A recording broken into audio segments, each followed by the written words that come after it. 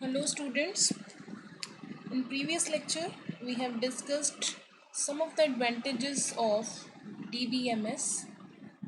In this lecture we will continue with advantages of DBMS as well as disadvantages of DBMS. So far we have discussed various advantages like controlled redundancy, inconsistency can be avoided in DBMS, integrity can be enforced easily using database approach, and data can be shared using database approach. The next advantage of DBMS is standards can be enforced easily.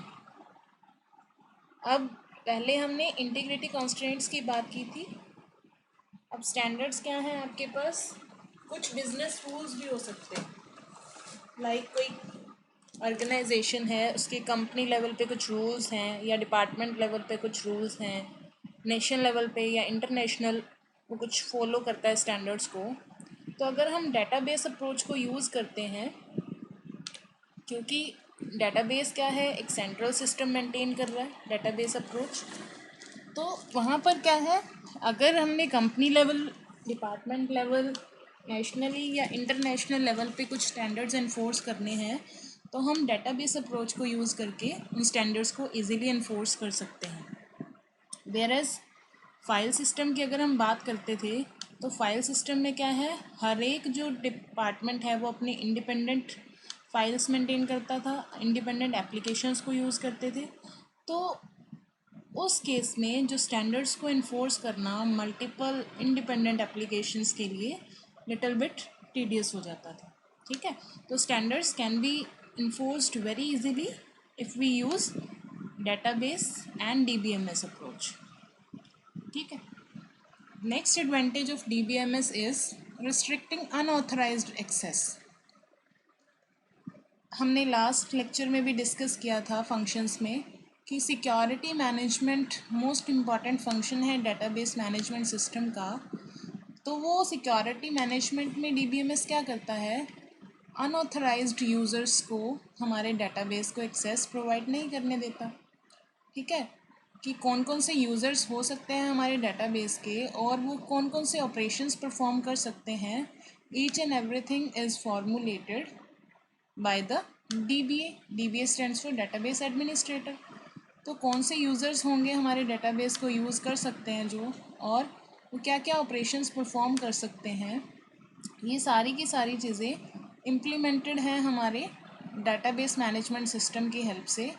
तो जिसकी वजह से क्या है, unauthorised access है जो हमारे data का वो रिस्ट्रिक्ट हो जाता है। ठीक है, लाइक मैंने लास्ट लेक्चर में भी बताया कि अगर हम फाइल बेस्ड अप्रोच की बात करते हैं तो मान लिया स्टूडेंट्स की कोई इन्फॉर्मेशन है तो वो स्टूडेंट की इन्फॉर्मेशन हर जगह रेप्लिकेटेड है।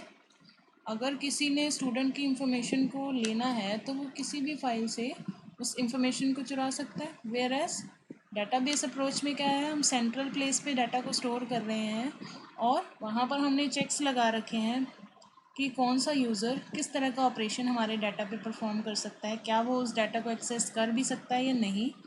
तो ये सारी चीज़ें हमने रिस्ट्रिक्ट कर रखी हैं डेटाबेस अप्रोच में। ठीक है, तो सिक्योरिटी मैनेजमेंट का जो मॉड्यूल है वो इन सारी चीज़ों को इंश्योर कर रहा है। ठीक है, तो ये रिस्ट्रिक्शंस ऑटोमेटिकली इन्फोर्स हो जाती है। जैसे ही कोई अनऑथराइज यूज़र एक्सेस करने की कोशिश करेगा तो ऑटोमेटिकली हमारा जो DBMS है वो क्या करेगा, सॉरी, उसे रोक देगा। तो ऑटोमेटिकली वो यूज़र्स का जो एक्सेस है वो रिस्ट्रिक्ट हो जाएगा। तो ये एडवांटेज हमें किसकी वजह से मिल पाई है, यूजिंग डेटाबेस अप्रोच।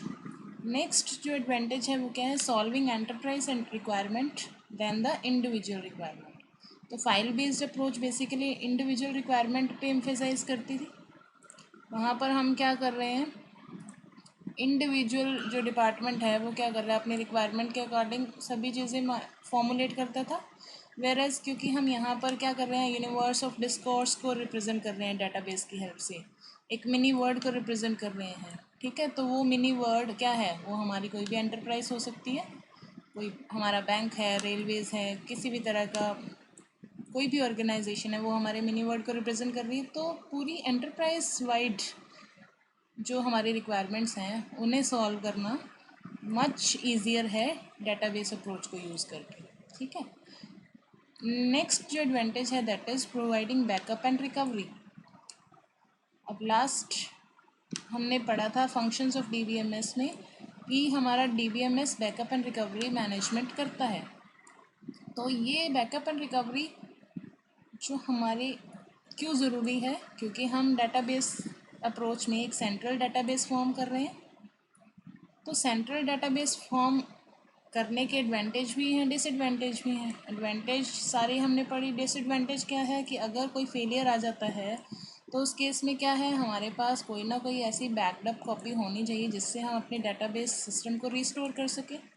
तो जो डीबीएमएस है वो हमें ये फैसिलिटी प्रोवाइड करता है कि वो टाइम टू टाइम हमारे डेटाबेस का बैकअप भी ले सकता है, और अगर इन केस कोई फेलियर आता है तो हमारे डेटाबेस को एक कंसिस्टेंट स्टेट में रिकवर करने की रिस्पॉन्सिबिलिटी भी किसकी है, डीबीएमएस की है। तो ये रिस्पॉन्सिबिलिटी के साथ साथ हमें क्या प्रोवाइड कर रहा है, हमें बेनिफिट भी प्रोवाइड कर रहा है। ठीक है। तो बैकअप एंड रिकवरी की जो फैसिलिटी है, जो एडवांटेज है, वो डेटाबेस अप्रोच प्रोवाइड करती है। फाइल बेस्ड अप्रोच हमें ऐसी कोई फैसिलिटी प्रोवाइड नहीं करती। Next is cost of developing and maintaining the system is lower. क्योंकि हम ओवरऑल सेंट्रल सिस्टम फॉर्म कर रहे हैं तो यहाँ पर जो पूरे डेटाबेस सिस्टम को बनाने की cost as well as maintain करने की कॉस्ट है, जो वो क्या है, कम हो जाती है।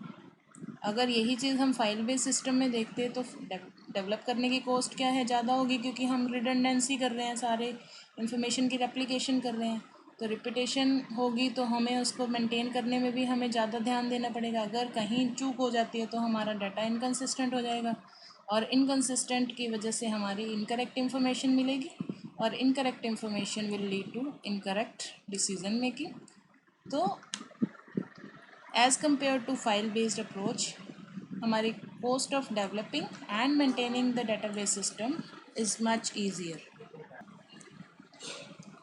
नेक्स्ट एडवांटेज क्या है, कंकरेंसी इज़ कंट्रोल्ड। हमने पहले भी पढ़ा कि डेटाबेस अप्रोच मल्टीपल यूज़र्स को एक्सेस प्रोवाइड करती है, डाटा शेयरिंग अलाउ करती है। तो जो कंकरेंट एक्सेस सेम डाटा पे अप्लाई होगा, तो ऐसे कौन से मैकेनिज़म्स हम यूज़ करें जिसकी वजह से हमारा जो डाटा है उसकी कंसिस्टेंसी क्या है, वो कॉम्प्रोमाइज़ ना हो। तो इसके लिए जो डीबीएमएस है वो क्या है, वेरियस कंकरेंसी प्रोटोकॉल्स यूज़ करती है। वेरस फाइल बेस्ड अप्रोच में ऐसा कुछ नहीं था, कंकरेंट एक्सेस है जो वो प्रोवाइड नहीं था, ऐसी फैसिलिटी नहीं थी वहाँ पर। तो जो डेटाबेस अप्रोच है वो कंकरेंसी को कंट्रोल करने में हेल्प करता है, जिससे कि हमारा जो डेटाबेस है वो हमेशा कंसिस्टेंट स्टेट में रहता है, और उस कंसिस्टेंसी की वजह से हम राइट डिसीजन मेकिंग कर सकते हैं। ठीक है। तो इन एडवांटेजेस की वजह से हम कहते हैं कि हम डेटाबेस अप्रोच को यूज़ कर सकते हैं एक बेटर वे में as compare to traditional file based approach. Next, there are some disadvantages of DBMS approach. First disadvantage क्या है, कॉम्प्लेक्सिटी ऑफ डेटाबेस सिस्टम। तो जो डेटाबेस अगर अप्रोच हम बात करते हैं, क्योंकि हमने एक सिंगल रिपॉजिटरी बना रखी है डाटा की, और उससे रिलेटेड जो मेटा डाटा है वो डाटा डिक्शनरी में स्टोर कर रखा है, सारा का सारा जो डाटा है वो इंटीग्रेटेड है, रिलेटेड है एक दूसरे के साथ with the help of some constraints. तो उस इंटीग्रेशन की वजह से क्या है, हमारा जो डेटाबेस सिस्टम है वो लिटिल बिट कॉम्प्लेक्स हो जाता है as compare to traditional file based approach. इस कॉम्प्लेक्सिटी की वजह से हमारे डेटाबेस अप्रोच में डेटाबेस का जो साइज़ है वो भी बढ़ जाता है। ठीक है। परफॉर्मेंस की अगर हम बात करें तो परफॉर्मेंस क्या है, डेटाबेस अप्रोच अगर हम यूज़ करते हैं हमारी ऑर्गेनाइजेशन के नीड्स को फुलफ़िल करने के लिए, तो वैसे तो वो बेटर है, बट अगर हम स्मॉल डेटाबेसेस मेंटेन करें और कुछ ही यूज़र्स उसे यूज़ करें, लाइक 1 और 2 यूज़र्स यूज़ करें, तो परफॉर्मेंस क्या है हमारे लिए एक बॉटलनेक बन जाती है। मींस अगर हमने लार्ज ऑर्गेनाइजेशंस के डाटा को रिप्रेजेंट करना है, लार्ज डाटाबेसेस बनाने हैं और लार्ज यूज़र कम्युनिटी उस डाटाबेस को यूज़ करती है, तो परफॉर्मेंस क्या है अच्छी रहती है। बट इन केस अगर हम स्मॉल डाटाबेसेस मेंटेन कर रहे हैं और हम फुल फ्लैश DBMS सॉफ्टवेयर को यूज़ कर रहे हैं, क्योंकि वो कॉम्प्लेक्स भी है, तो उस केस में क्या है, जो उसकी पावर है वो अंडर यूटिलाइज रह जाती है, तो जिससे क्या है परफॉर्मेंस का इशू रहता है। तो उस केस में ये हमारी डिसएडवांटेज बन जाती है। Next, higher impact of failure, क्योंकि हम एक सेंट्रल रिपोजिटरी बना रहे हैं, तो सेंट्रल रिपोजिटरी अगर किसी भी रीज़न से डिस्ट्रक्ट हो जाती है, करप्ट हो जाती है, तो उस केस में जो हायर इम्पैक्ट ऑफ फेलियर है जो वो अकर हो जाता है। ठीक है।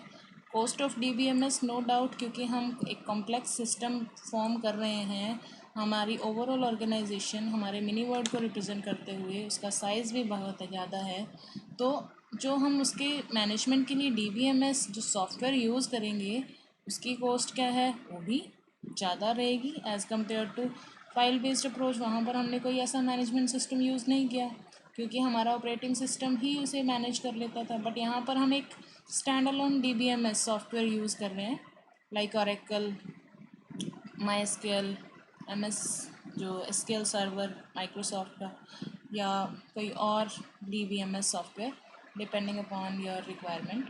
तो कॉस्ट ऑफ DBMS है जो वो भी ज़्यादा हो जाती है। अब कॉस्ट ऑफ DBMS के अलावा हमारे पास क्या है, उस डेटाबेस को मेंटेन करने के लिए उसके कंपैटिबल हार्डवेयर है जो वो भी यूज़ करने पड़ेंगे। ठीक है। जैसे जैसे टेक्नोलॉजी एडवांस हो रही है उसी के अकॉर्डिंग क्या है, हमें हार्डवेयर भी जो क्या है अपग्रेड करने पड़ेंगे, तो एडिशनल हार्डवेयर कॉस्ट भी आएगी। और not last but not the least, cost of conversion है जो वो भी हमारे पास DBMS अप्रोच अगर हम यूज़ करते हैं तो वो बढ़ जाती है। कॉस्ट ऑफ कन्वर्जन क्यों बढ़ जाती है, क्योंकि हम बहुत लंबे समय से क्या यूज़ कर रहे हैं, traditional file based approach use कर रहे थे। तो अगर किसी ऑर्गेनाइजेशन ने ट्रेडिशनल फाइल बेस्ड अप्रोच से शिफ्ट करना है डाटाबेस अप्रोच में, तो उसे अपने सारे लेगेसी सिस्टम को क्या है ट्रांसफॉर्म करना पड़ेगा as per the requirements of database approach. तो वो कॉस्ट ऑफ कन्वर्जन है जो वो भी क्या है बढ़ जाती है।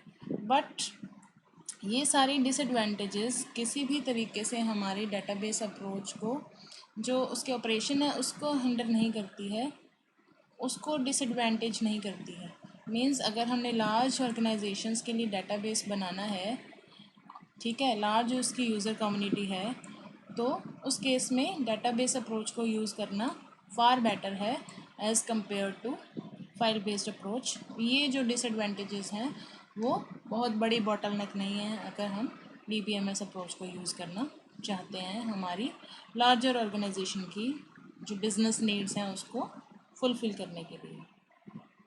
This is all about advantages and disadvantages of DBMS. Thanks for watching this video.